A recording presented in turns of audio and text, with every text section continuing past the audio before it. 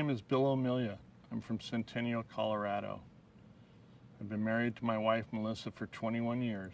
Melissa and I have 3 boys, Drennan, Quinn, and Sean Patrick. I always thought that our life would be like any other family's life. But on June 6, 2010, we were thrown a curveball when our son Drennan tragically drowned at a private pool party.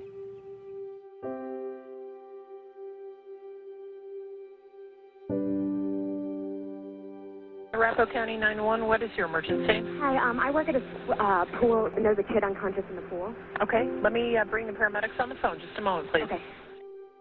My wife came rushing up the front stairs to get me as I was coming out the front door. We both climbed into the car and drove up to the country club. We arrived shortly behind the paramedics, and as we walked through the back gate, we could see Drennan on the far side of the pool. He was laying in a pile of his own vomit. His skin color was gray and purple. The paramedics began to load Drennan on the gurney and wheel him past us. And my wife asked if she could ride to the hospital with them. And they told her no. And it was at that point that we knew that our son's life was in danger.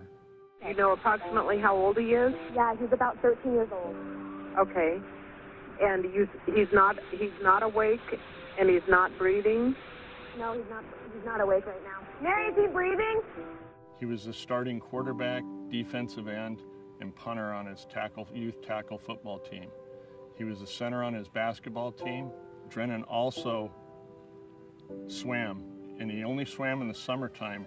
And on that day that he competed on June 5th, 2010, he was equal to or better than many of his fellow swimmers that swam for year-round clubs.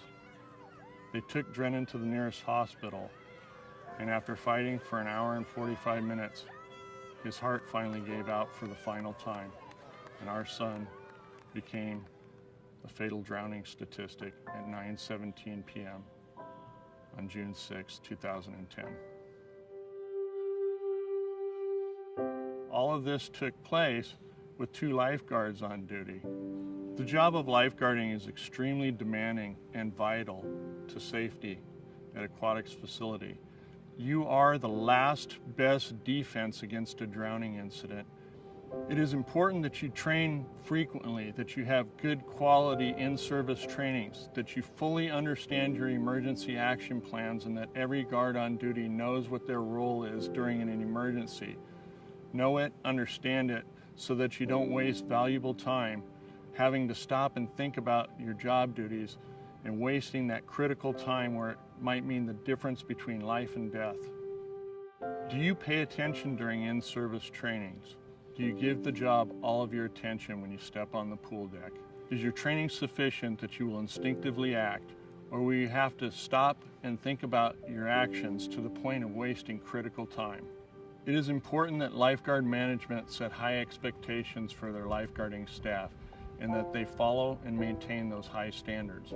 Don't let tragedy be your teacher.